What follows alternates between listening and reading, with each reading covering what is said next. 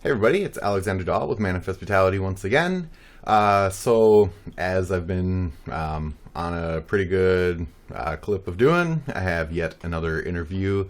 So we'll go ahead and get straight into that. Here you go. All right, so I'm currently on the phone with Tommy Rex. He's another musician that reached out to me about the interview series that's going on. So I'm going to go ahead and give him a chance to introduce himself. I am Tommy Rex, the man with the double X, playing a little bit of everything and a lot of nothing, entertaining the masses and sometimes the fews, just living life, loving music, and enjoying what I'm doing. Awesome. So tell me, what were your first interactions with music? When did you first identify with music as being something you knew was going to be like the rest of your life? I guess I grew up in a family band. My dad had a record deal with Decca Records. He was in the Korean War, and one of the guys in the Korean War was, involved in that company. And he had acquired this record contract, which he'd never fulfilled, but we did certain things for the company.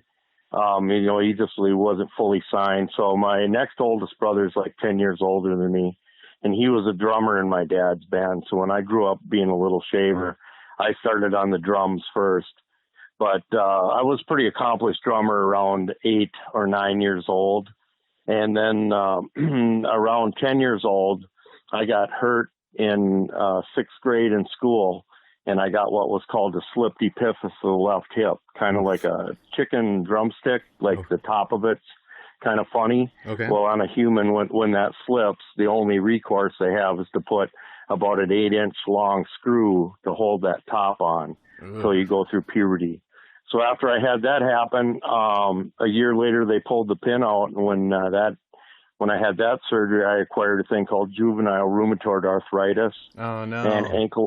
And ankylosing spondylitis, and that is the thing that Mick Mars has from Motley Crue, where the tips of your spine want to freeze together like with cement. Just an autoimmune disease or whatever, it's just happens to some, and some don't, some go through surgeries just fine. Mm-hmm. So in that process, my dad was out every weekend playing with a popular country band, and my mom managed a liquor store. So I had to be with somebody, so I ended up hanging around with my dad, playing these bars. And so they had bought me a guitar when I got in the wheelchair, and I learned my 3 little instrumental songs, I think Raunchy and Ghost Riders in the Sky and something else anyway. So I'd do my 3 little songs, and I'd get major applause for that. And that's kind of, once I started getting in front of a crowd and being fed back that energy of, enjoyment, I think I was pretty much hooked at that time. Okay. And so you said you were playing guitar at that point? Yes.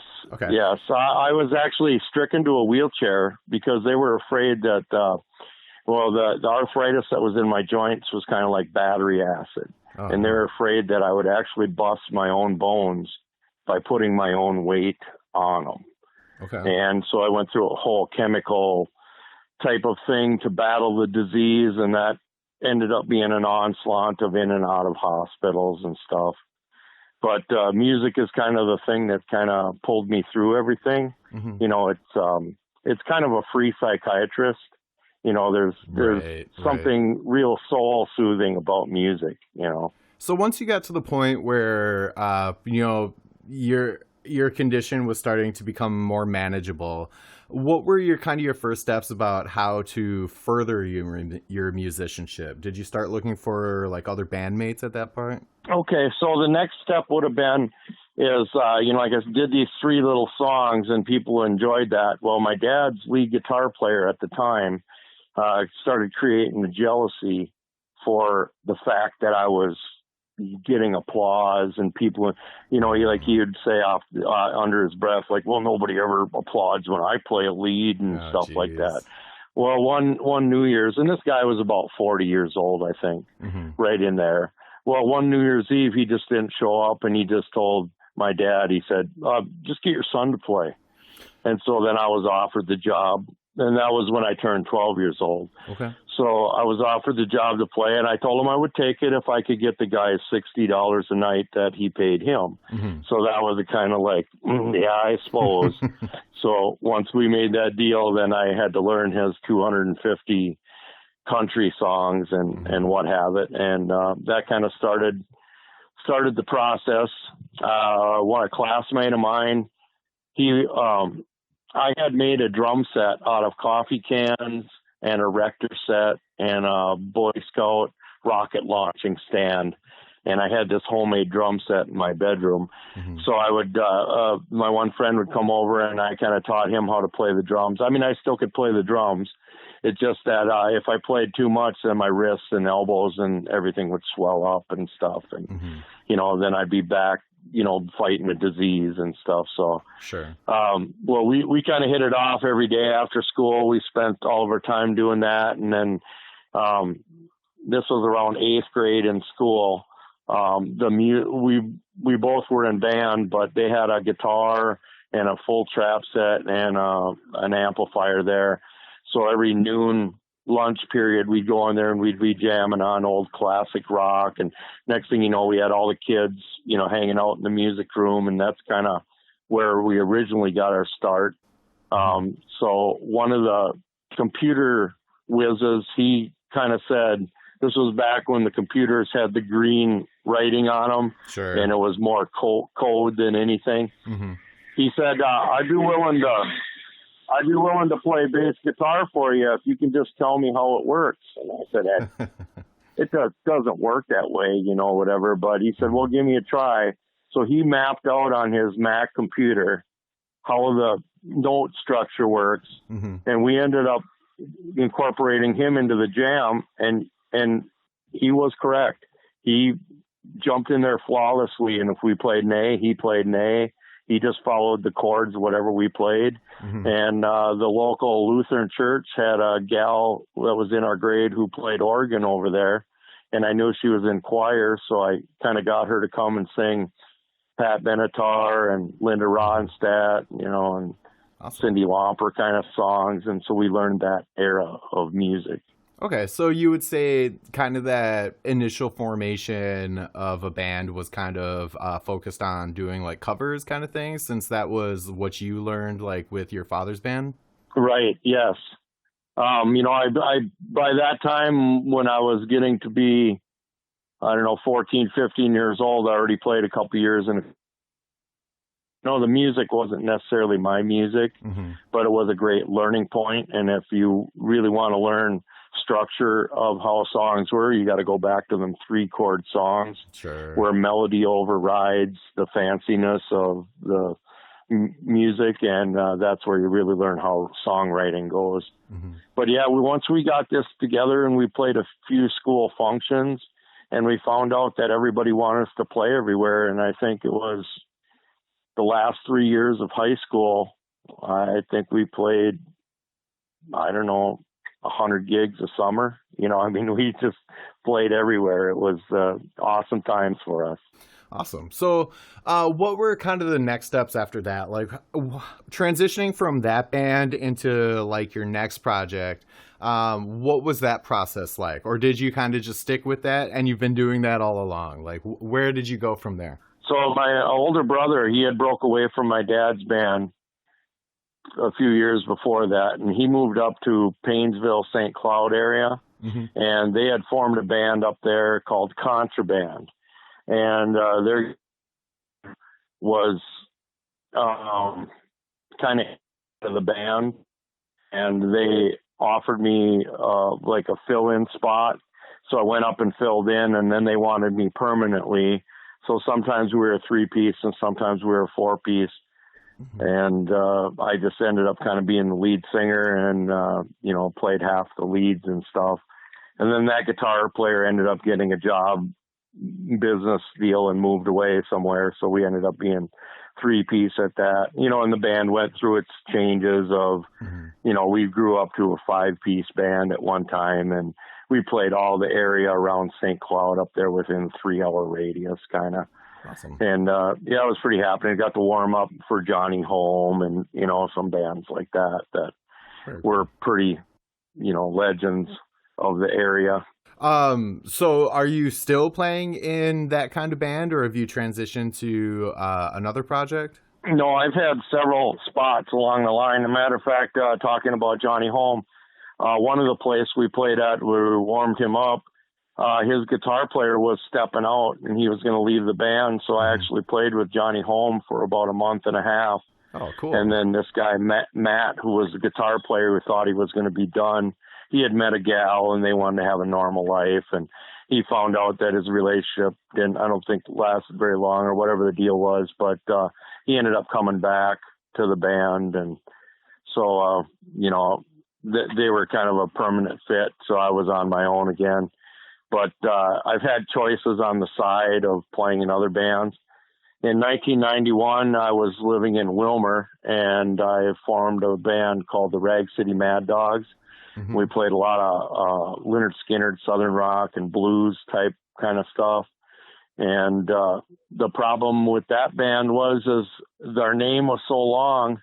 When we'd go to places, they'd initialize the band, and they'd call it RCMD. Okay. And, Run DMC was kind of a thing that was happening. So we'd get a real strange crowd that would show up. And, they were kind of disappointed, but a lot of times we'd just try to win them over. But Sure. It was the funniest thing ever because we were in the wrong spot a lot of times. Yeah, that's a funny coincidence. And then after that, I moved again and I started up a band with the drummer from that last band. Well, the guitar player, he moved to Georgia and he wanted us all to move down there and try to go make it big and stuff. But it just seemed like such a big step to kind of take a chance when nobody knew anything, Mm-hmm. And so we reformed a band, and around 1994, we were still playing rock and roll, but there was this country craze that hit. And all the places were full of these bands playing like 1994 type country songs. Mm-hmm. So we learned about 40 country tunes. My little brother ended up playing bass in the band, and I had that existing drummer from the last band, and we were just a 3-piece band again. But then we played every nook and cranny everywhere because this country thing was so hot. And there was a place up by Regal, Minnesota.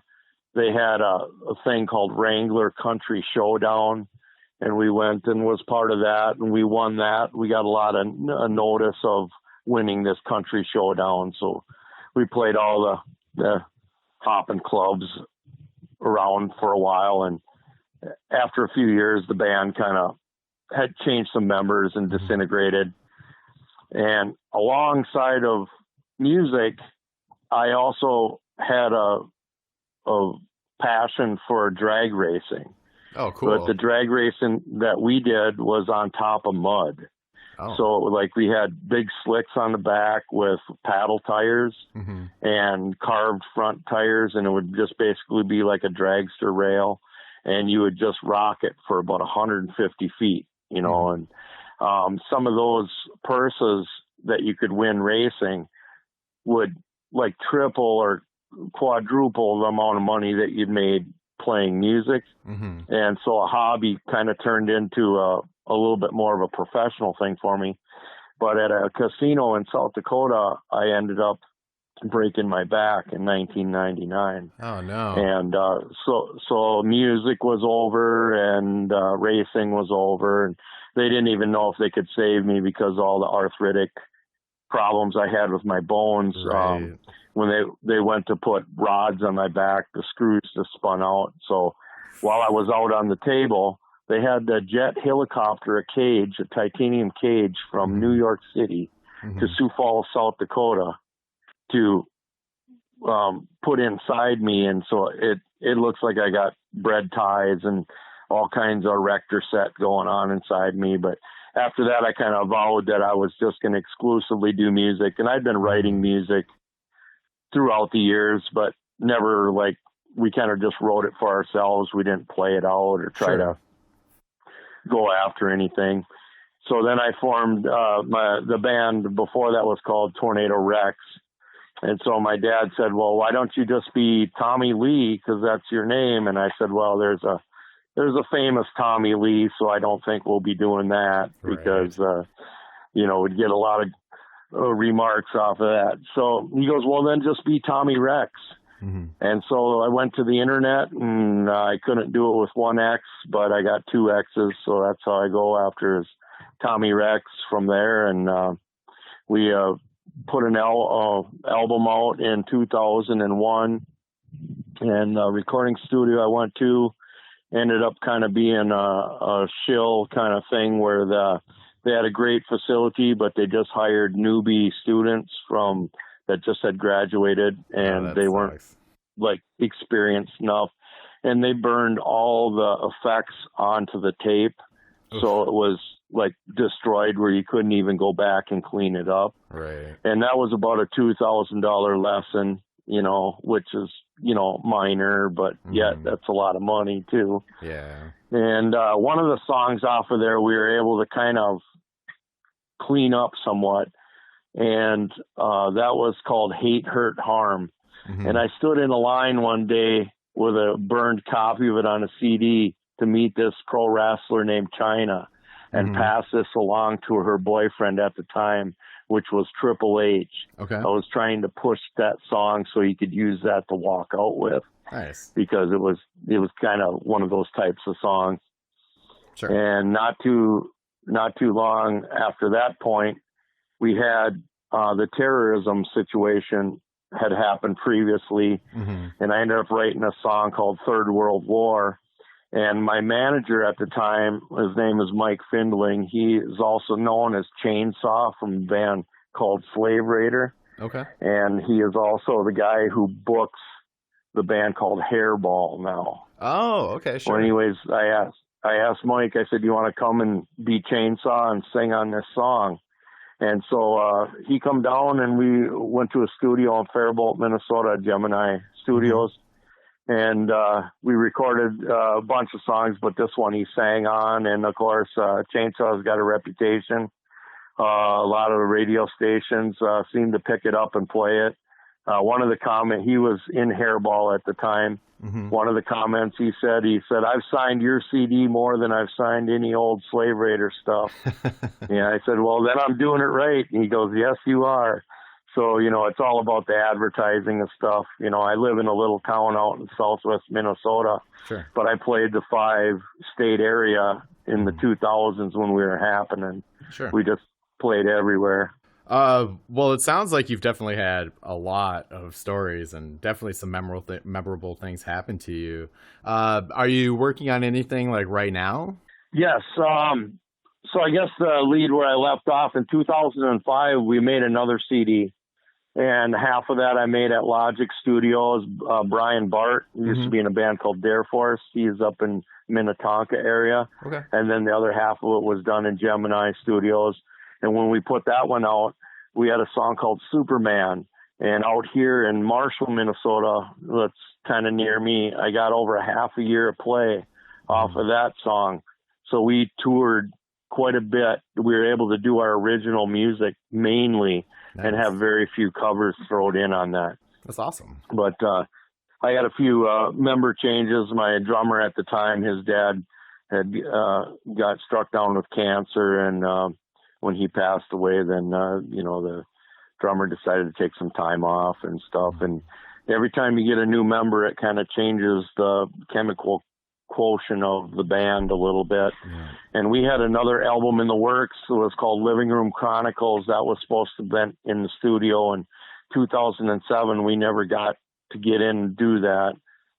And 2009, the no smoking law passed, and the money that we were making for the shows, we went from thousands of dollars back to hundreds of dollars. Oof. And what we did for a living turned back into a hobby again. Sure. And, I got the typical thing, the bass player married a stripper and she couldn't strip and didn't want him to play anymore. And the drummer's wife ended up killing herself. And, so the band really just ended up stopping in 2010. Yeah. Geez. And I tried to find some more players, but when you're playing for no money and you're putting all this major effort into it, you know, you got to have the fever for it. Mm-hmm. And I found out I was the only one still really having the fever for it.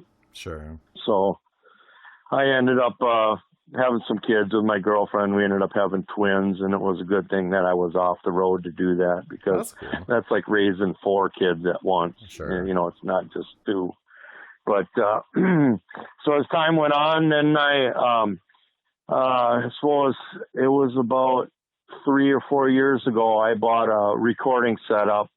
And so I just been, you know, putting music down again and getting ready to do another album or CD or whatever, you know, discology, you know, and get some stuff out there. As I have a one-man band right now. Mm-hmm. I travel around. I do mostly old country and 70s classics kind of stuff, but a little bit of Sublime and Red Hot Chili Peppers and stuff. You know, I've been pretty renowned. Good things are happening with that. A lot of people will pick me over a DJ because they're just kind of sick of DJs, you know. Yeah, I would always prefer to see a live band over a DJ, even if I don't know them, for sure.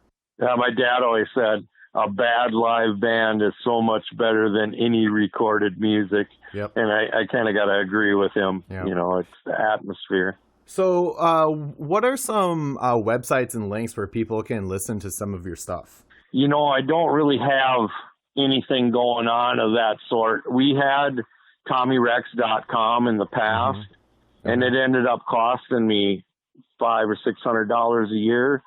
And I was all right with that, but I started having a certain, I don't know if you want to call them a fan base, but they were setting up viruses on my site. So anybody would go check my schedule, they'd acquire a virus. And, you know, I had a lot of, and the lady I had doing social media for the band, we had Instagram and Facebook and stuff.